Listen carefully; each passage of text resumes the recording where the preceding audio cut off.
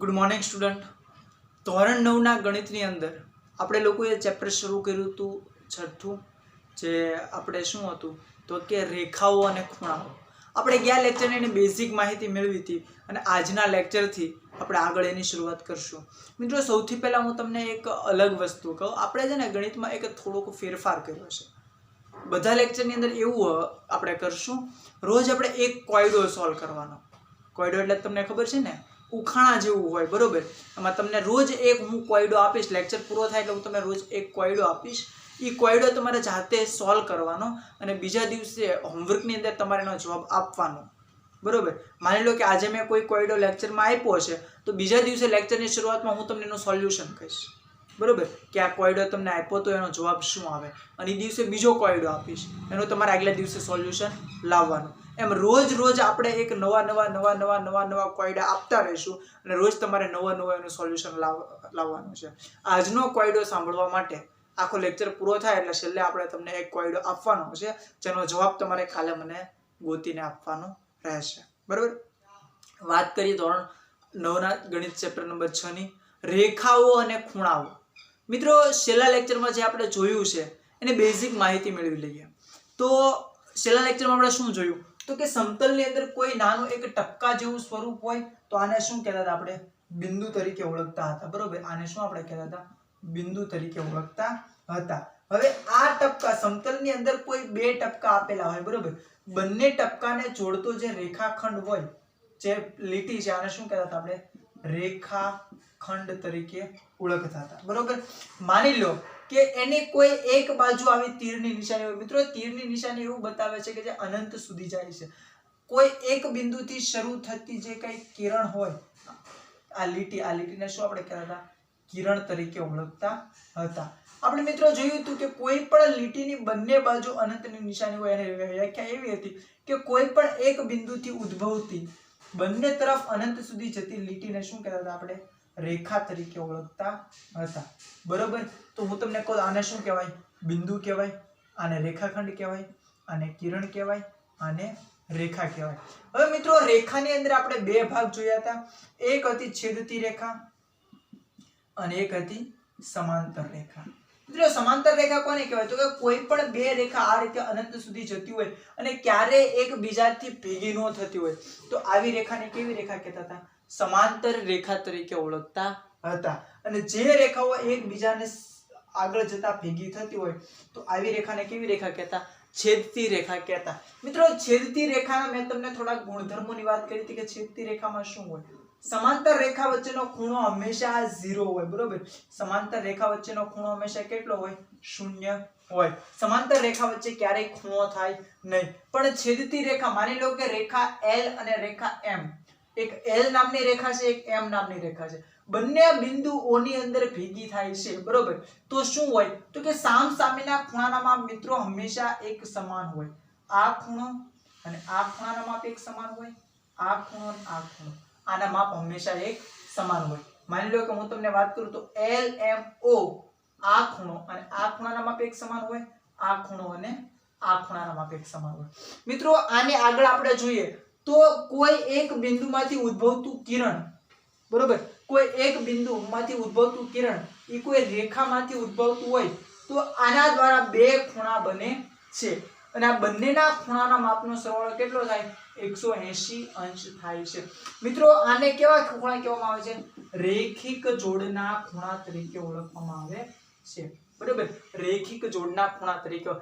રેખિક જોડના ખૂણા કોને કહેવાય? તો કે કોઈ એક રેખા આ રીતે હતી જ અને કોઈ બીજી રેખા આવીને ખૂણો બનાવે તો આ બંને ખૂણાને રેખિક જોડના ખૂણા કહેવાય અને બંનેનો માપનો સરવાળો 180 અંશ થાય છે, બરોબર? માની લો કોઈ આ રેખા હતી અહીંયા આવીને ખૂણો બનાવ્યો તો આ બંને કેવા થયા? રેખિક જોડ. એક જ રેખા ઉપર આવેલા બે ખૂણા હોય એને રેખિક જોડના ખૂણા તરીકે ઓળખવામાં આવે છે. મિત્રો, આ રેખિક જોડના ખૂણા વાળો કોન્સેપ્ટ તમારા 8મા ધોરણનો હતો અને આ કોન્સેપ્ટ છે એ તમારા 6ઠ્ઠા અને 7મા ધોરણનો હતો. એ આપણે બેઝિક પૂરું કર્યું. હવે મિત્રો, આપણે આગળ વધીએ, પૂર્વધારણા ઉપર જઈશું અને પૂર્વધારણા પછી ઉદાહરણ અને સ્વાધ્યાય 6.1 ના દાખલા તરફ આજે આપણે આગળ વધવાનું છે. આ ચેપ્ટરની અંદર મેં તમને ગઈ વખતે વાત કરી એમ અમુક સાબિત કરોના દાખલા પણ આવશે. સાબિત કરોના દાખલા આપણે કરવાના થતા નથી, એ તમારા પરીક્ષામાં નહીં પૂછાય.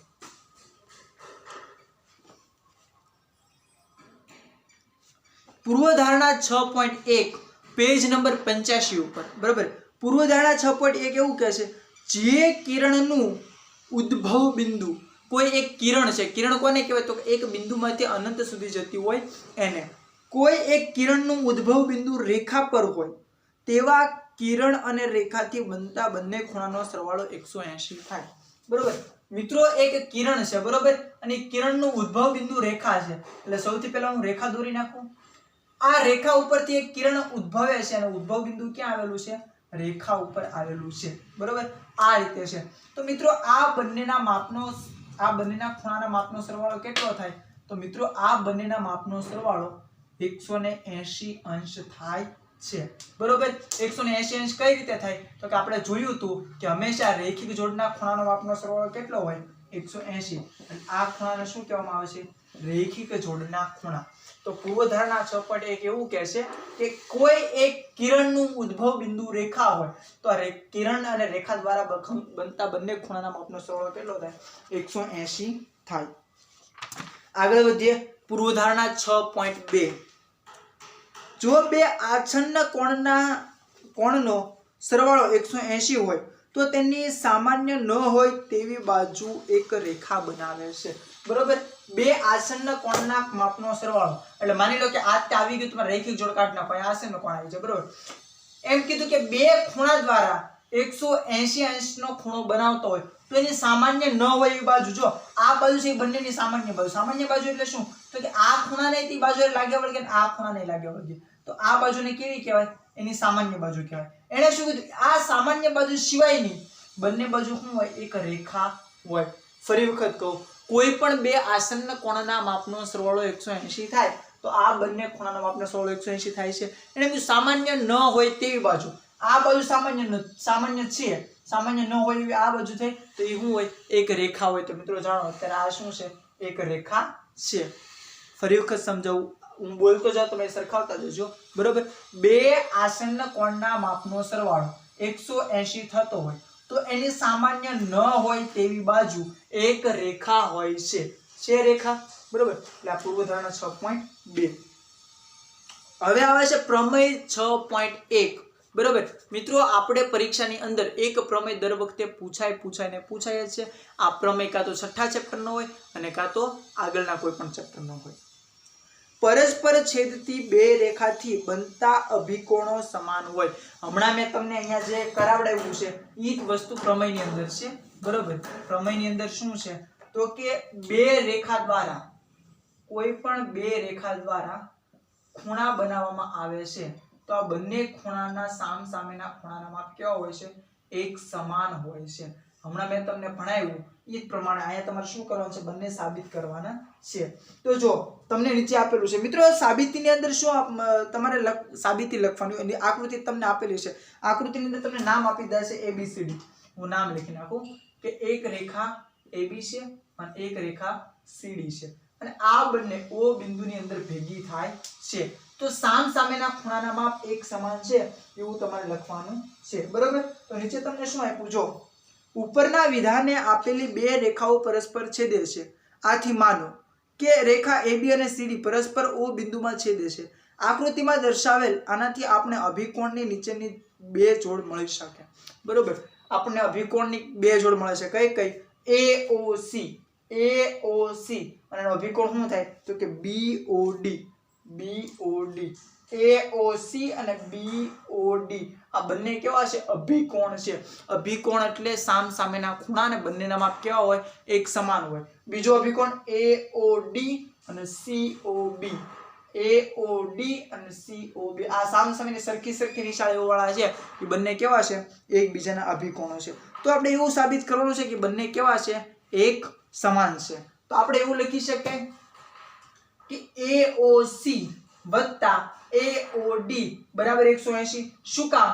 તો કે આ એક રેખા હતી, આ પહેલેથી રેખા હતી તે આ કિરણે આવીને ખૂણા બનાવ્યા, આ રેખાએ આવીને ખૂણા બનાવ્યા તો આ બંને ખૂણા કેવા છે?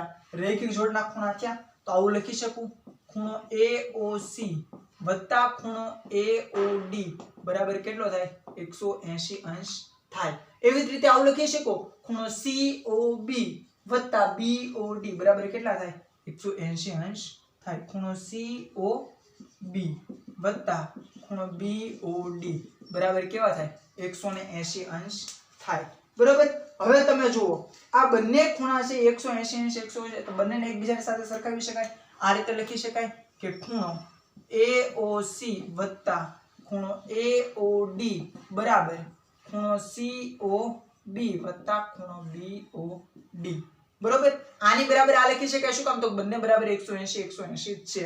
બરોબર. હવે મને તમે ગમે એક બાજુને તમે સૂત્રનો કરતા બનાવો તો શું થાય તો કે આ બાજુ છે બરોબર AOC અને એની સામે કયો આવે છે BOD બરોબર. AOC એની સામે શું આવે BOD અને AOD ની સામે કયો આવે COB. આ બાજુ કેવી થાય બંને એક સમાન થાય એટલે શું છે તો કે બંને બાજુના માપ એક સમાન હોય છે. આ પ્રમેય છે. હવે મિત્રો જઈએ છીએ આપણે ઉદાહરણ ઉપર. આકૃતિ આની આ જ છે એટલે આકૃતિ હું કઈ ફેરફાર કરતો નથી.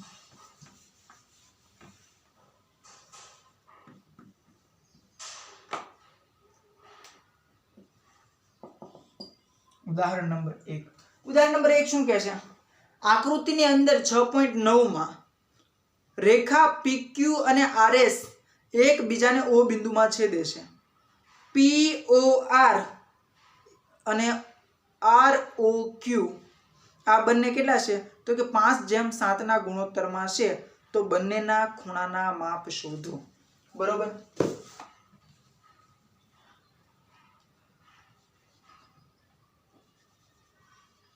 નામ બદલી નાખો છું. નામ શું છે મિત્રો PQRS બરોબર. તો તમને મિત્રો નામ આપી તમને એમ કીધું કે કયો ખૂણો કીધો છે POR છે 5 છે અને આ ખૂણો 7 છે. તો મિત્રો તમને એમ કીધું કે બધા ખૂણાના માપ શોધો.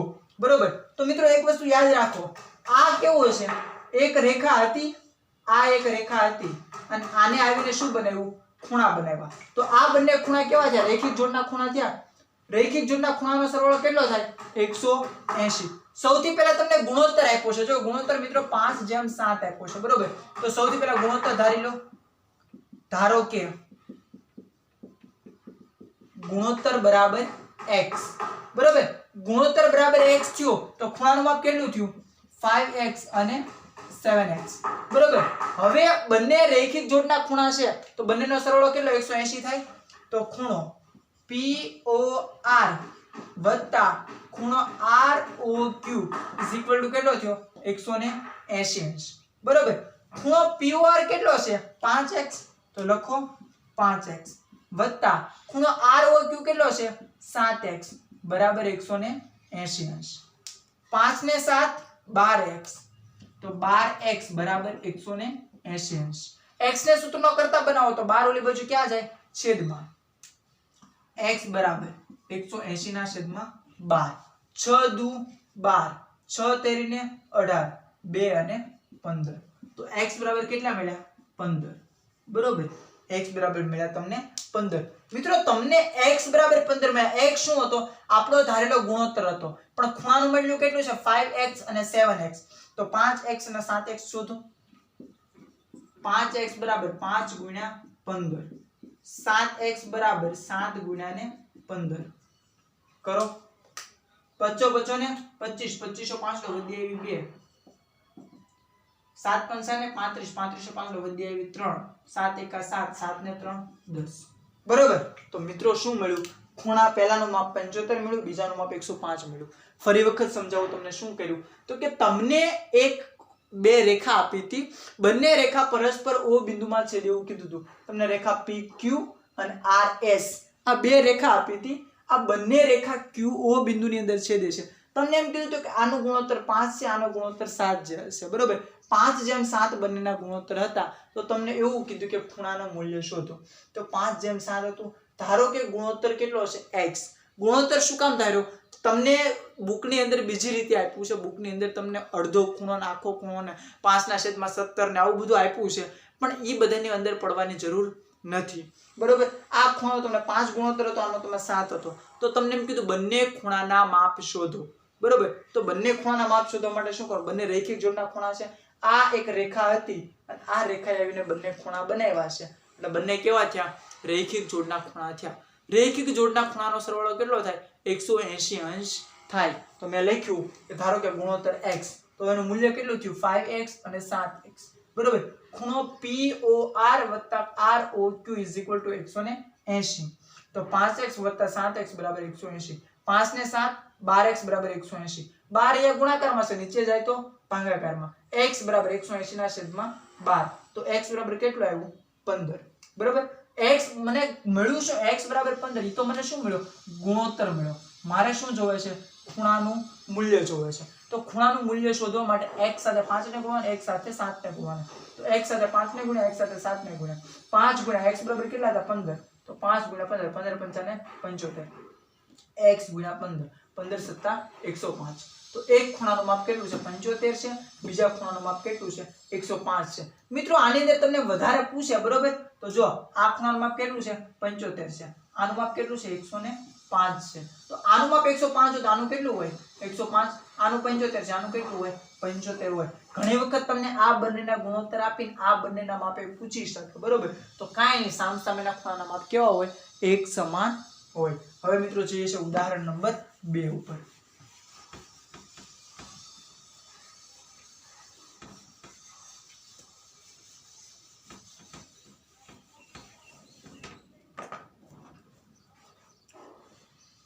આકૃતિ 6.10 એટલે તમને બુકની અંદર આકૃતિ આપેલી છે. કિરણ OS રેખા POQ છે. કિરણ OR, કિરણ OT અનુક્રમે POS અને SOR ના કોણ દ્વિભાજક છે. જો ખૂણો POS બરાબર x હોય તો ખૂણો ROT શોધો. બરોબર. તમને શું કીધું, આકૃતિની અંદર તમને બે વસ્તુ આપેલી છે અને બંને વસ્તુના આધારે તમને એમ કીધું કે ખૂણો તમને શોધવાનું કીધું. બરોબર. તો મિત્રો જો તમે બે ખૂણાનો સરવાળો કરો તો બંને ખૂણાનો સરવાળો કેટલો થાય છે, 180 અંશ થાય છે. એમાંથી તમને એક ખૂણાનું માપ POS નું આપ્યું છે, કેટલું આપ્યું છે, x. તો SOQ એનું માપ કેટલું થયું, 180 માઇનસ x. હવે તમને ખૂણો ROS બરાબર શું આપ્યું, કે એ ખૂણાના દ્વિભાજક છે. દ્વિભાજક છે એટલે 1/2 લખી શકાય. એટલે શું લખી શકાય, 1/2x એટલે x/2 આવ્યું. હવે એ ખૂણાનું માપ x/2 આવી ગયું. એટલે હવે શું કરવાનું છે, ખૂણો SOT બરાબર 1/2 180 માઇનસ x. 180 માઇનસ x તમે કરો એટલે શું આવ્યું, 90 માઇનસ x અને 1/2 એટલે 90 માઇનસ x/2. હવે 90 માઇનસ x/2 અને x/2 એટલે શું થયું, જો સૌથી પહેલા હું તમને સમજાવી રાખું. આ એનું મધ્યબિંદુ છે, અહીંથી એક નવું કિરણ આપવામાં આવ્યું હતું અને આ બંને શું છે, એના દ્વિભાજક છે. બરોબર. હવે આ ખૂણાનું માપ તમને એક ખૂણાનું માપ કેટલું આપ્યું છે, x આપ્યું છે. તો આ ખૂણાનું માપ કેટલું થાય, 180 અંશ માઇનસ x. હવે તમારે આનું માપ શોધવાનું છે. બરોબર. તો પહેલા તો આનું માપ કેટલું થયું, x/2. x/2 કેમ થયું, તો અડધો ખૂણો છે. હવે તમે શોધો આનું માપ. તો આનું માપ કેટલું થાય, તો કે 1/2 180 અંશ માઇનસ x. શું કામ, તો કે આખું 180 અંશ માઇનસ x છે. તો આ તો એનું અડધું છે, દ્વિભાજક છે એટલે કેટલું થયું, 1/2 180 અંશ માઇનસ x. હવે આનું કરો કેટલું થયું, 90 માઇનસ x/2. બરોબર. હવે આ બંને ખૂણાનો સરવાળો કરવાનો.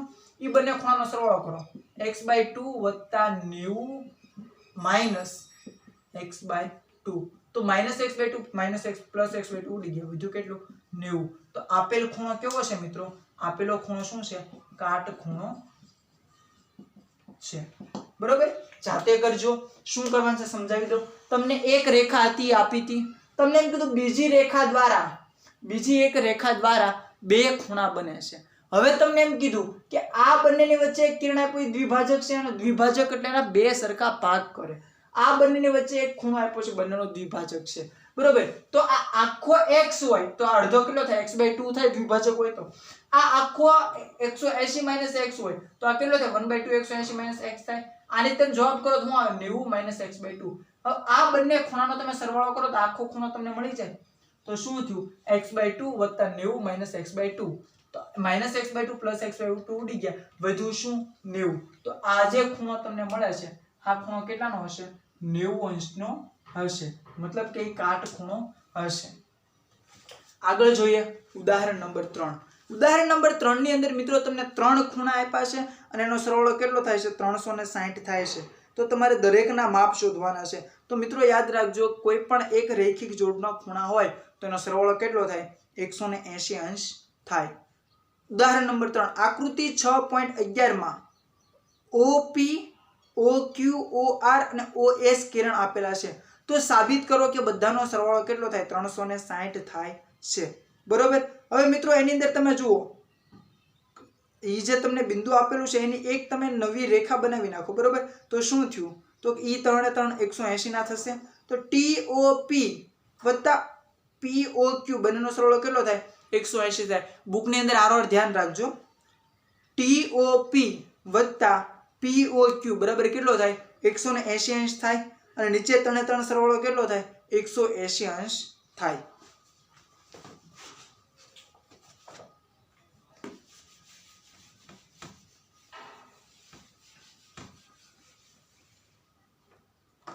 ઉદાહરણ નંબર 3 તમને શું આપ્યું છે, તો એક બિંદુ આપ્યું છે અને એ બિંદુથી નવા કિરણોના માપ આપ્યા છે. અહીંયા P છે, અહીંયા O છે, અહીંયા S R અને Q છે. મિત્રો તમારે સાબિત શું કરવાનું છે, તો મિત્રો તમારે સાબિત આવું કરવાનું છે કે ખૂણો POQ વત્તા ખૂણો QOR વત્તા ખૂણો ROS બરાબર નહીં વત્તા ખૂણો POS બરાબર 180 અંશ થાય. બરોબર. આ બધાનો સરવાળો 180 અંશ થાય. મિત્રો એક એવું કિરણ બનાવો કે જે કંઈક તમને રેખિક જોડ જેવું લાગે. બરોબર. તો એક નવું કિરણ તમે બનાવો T. તો આ શું થયું, આ એક રેખા બની અને આ રેખા દ્વારા બનતા ખૂણા છે, તો બંનેનો સરવાળો કેટલો થાય 180 અંશ થાય.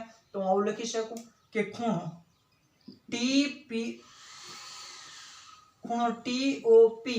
વત્તા ખૂણો POQ બરાબર કેટલો થયો 180 અંશ. બરોબર. હવે આ તમે આખું લખો તો આવું લખી શકાય કે ખૂણો TOP વત્તા TOS ખૂણો TOS વત્તા ખૂણો SOR વત્તા ખૂણો ROQ બરાબર કેટલા 180 અંશ થાય. જો આ એક રેખા હતી અને ઉપરના ભાગે 180 હોય તો નીચેના ભાગે 80 હોય. હવે તમે જુઓ ખૂણો TOP અને TOS આ બંનેની જગ્યાએ હું લખી શકું, ખૂણો POS લખી શકું, એટલે કે TOS અને TOP અહીંયા TOP આ બંનેની જગ્યાએ શું લખી શકું હું, ખૂણો POS. તો લખો ખૂણો POS વત્તા ખૂણો POR વત્તા ખૂણો SOR વત્તા ખૂણો ROQ બરાબર 180 વત્તા 180 કેટલા છે 360. બરોબર. હવે ઉપર સરખાવતા જાઓ. પહેલો શું છે POQ આવી ગયું, POQ POR એક મિનિટ, POR નહીં આ ખૂણો જ નહીં આવે, કયો આવશે SOR આવશે.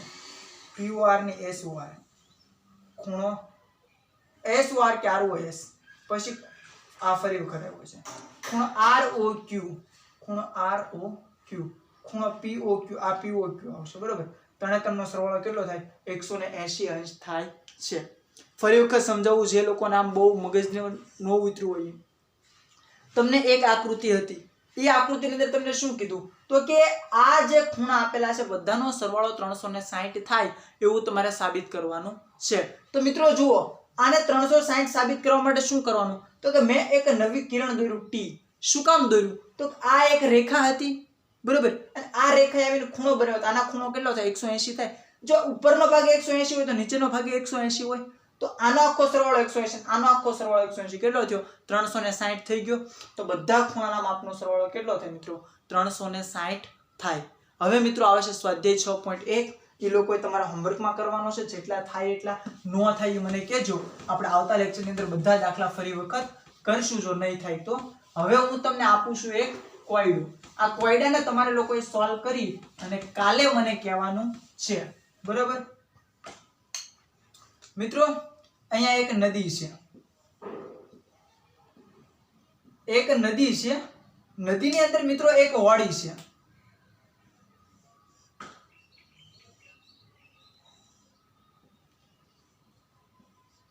નદીની અંદર એક હોડી છે. બરોબર, અહીંયા રામ, શ્યામ, મમ્મી અને પપ્પા. બરોબર, રામનો વજન છે ને મિત્રો એ 20 કિલો હશે. આનો વજન 20 કિલો છે. આનો વજન 20 કિલો છે. મમ્મીનો વજન 40 કિલો છે અને પપ્પાનો વજન 40 કિલો છે. બરોબર, રામ, શ્યામ, મમ્મી ને પપ્પા આ 4 જણા અહીંયા ઊભા છે નદીને આ કાંઠે. એને જવું છે નદીને ઓલે કાંઠે. બરોબર, આ હોડી છે. હોડી એ મિત્રો 40 કિલો વજન ખમી શકે છે. બરોબર, હોડી છે એ 40 કિલો વજન ખમી શકે છે. 40 કરતા 1 કિલો પણ વધારે વજન થશે તો હોડી છે એ ડૂબી જશે. તો આ 4 ને ઓલી બાજુ કઈ રીતે પહોંચાડવાના? બરોબર, ફરી વખત સમજાવી દઉં. રામ, શ્યામ ને મમ્મી પપ્પા આટલા જણા છે. રામનો વજન 20 કિલો, શ્યામનો વજન 20 કિલો, મમ્મીનો વજન 40 કિલો, પપ્પાનો વજન 40 કિલો. હોડી છે હોડી, એ હોડી કેટલો 40 કિલો વજન ઉચકી શકે છે. 40 કરતા વધારે થશે થોડો કે તો એ ડૂબી જશે. તો આ 4 ને ઓલી બાજુ કઈ રીતે પહોંચાડવા? તમારે લોકો એને ઓલી બાજુ પહોંચાડી અને મને જવાબ મોકલવાનો છે કે એને ઓલી બાજુ કઈ રીતે મોકલવા. આ જવાબ તમારે લોકો કોયડાની અંદર મને કાલે કહેવાનો છે. કાલના વિડીયોની અંદર હું પહેલા આનો જવાબ કહીશ ને પછી તમને એક નવો કોયડો આપીશ.